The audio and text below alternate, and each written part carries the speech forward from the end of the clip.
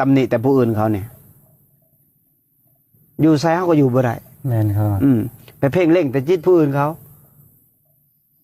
มันไปดัดแต่ผู้อื่นเขาไปล้างบ้านผู้อื่นเขา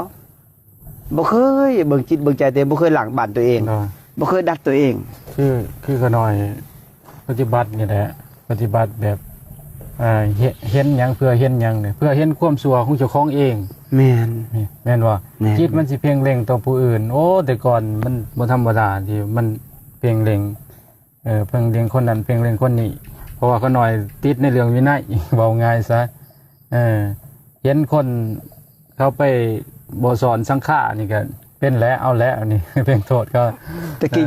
อยู่คู่มือก็ยังสอนคือเก่านะบ่สอนสังฆาแล้วก็สันแบบจิบจับปลุกสันปลาปลาโดยสันจิบจับแล้วก็แบบมันบ่สังรวมนะเฮาเป็นคน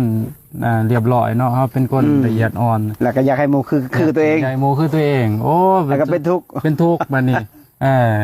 โอ้ตอนนั้นมันบ่ธรรมดาเนี่ยเห็นความชั่วเจ้าของนี่มาก็ได้มา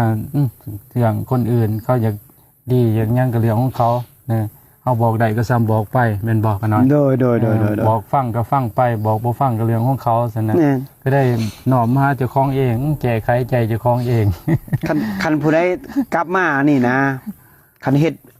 นั้นบ่ดีแล้วเฮาระลึกได้แสดงว่าบุคคลนั้นน่ะเริ่มเห็นจิตตัวเองแล้วเริ่มปรับตัวเองได้ละ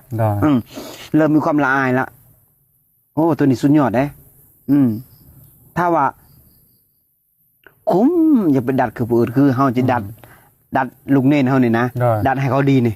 ยัดให้เขาได้นี่เป็นทุกข์แน่นอนเป็นทุกข์แน่นอนเขานอนเลย